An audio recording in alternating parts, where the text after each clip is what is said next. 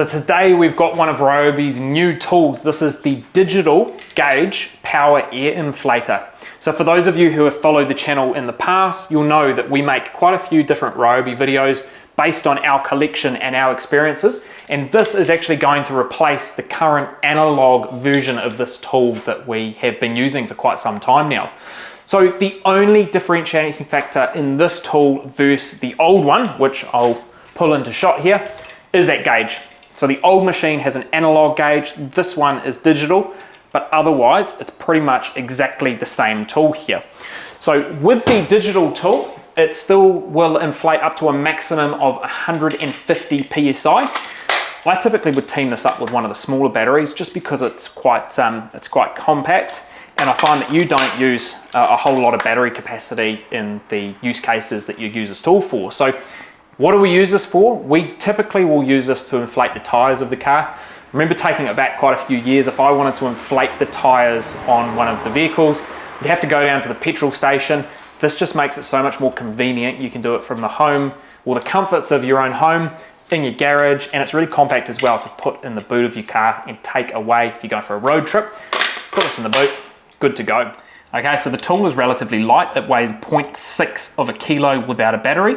And what you've got here is the digital display on the back. You've got the cord, which stores nicely on the top of the machine there. And what's nice about that is it's a lock-on chuck. So you put that on your tires and you can lock it in place rather than having to make sure it is held against the tire. You can clip it back into place on top of the machine there so it stores nicely. You've got your trigger on the front, and then onboard storage for a couple of accessories. So you've got something that you can use to potentially fill up some things like pool toys. You could potentially do an earbed with this, although you'd have to have your finger on the trigger for quite some time. And then you've got a small pin type, which is useful for blowing up things like sport balls. When you team it up with a battery, clicks on the bottom, it sits nicely. So if you're using this to fill up your tires, you can pretty much have that sitting on the ground. Click the trigger, and your display lights up here on the back.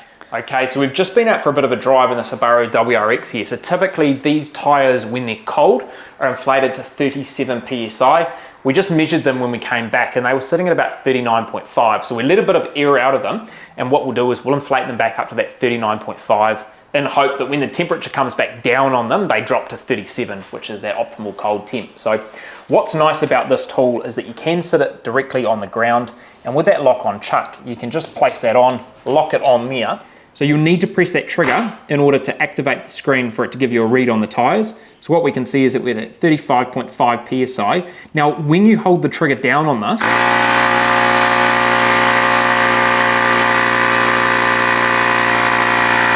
it gives you a live update of the inflation that's going through, but when you let the trigger off, it then gives you an accurate reading again. So we've inflated to 36.5. So to give you an example there again, if I hold this down,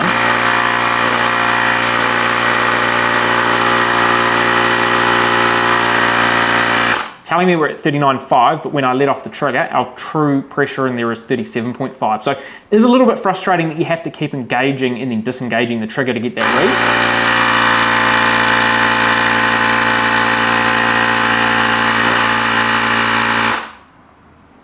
38.5.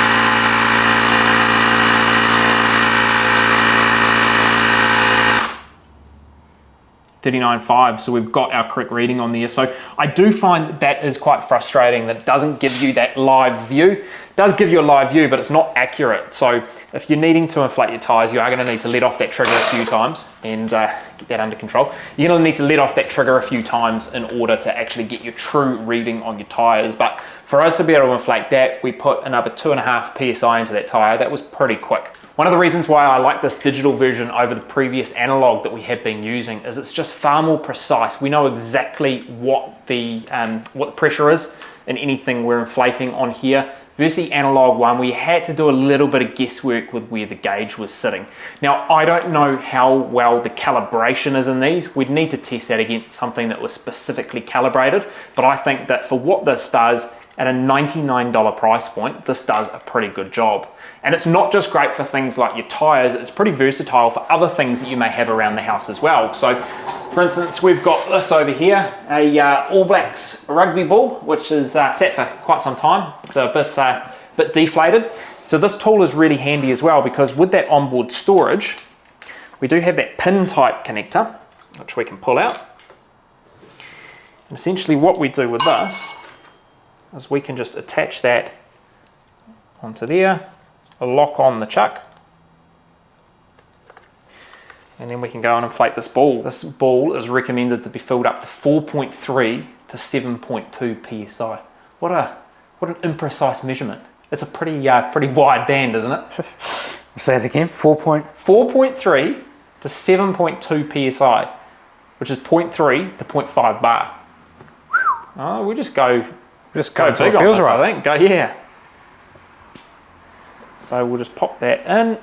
Actually, that's not quite locked on nicely. There we go. Pop that into the ball.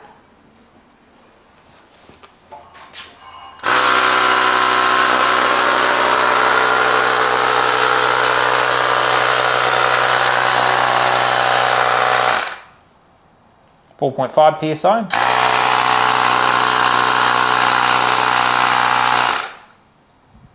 8. 7.5, there we go. We're bang on the money. I think 7.5 feels right for this ball. Oh yeah, that's great. Super handy for things like that. So this is a super handy tool to have around, not only for your car, but your general things around the house. Balls that we've just blown up, things like pool toys and bike tires as well is another really handy thing that you can use this tool for. Now this is $99, whereas the analog version sells for $89. So for an extra $10 to have that digital display, I think it's well worth it. The one frustration for me on this tool is I'd really like to be able to set a specific pressure that I wanted to inflate up to. For instance, I'd like to put in 37 PSI, hold the trigger, and it automatically stops when it reaches that. Alternatively, it'd be really nice if this gave me an accurate reading as I was inflating the tires, rather than having to let off that trigger to get a reading.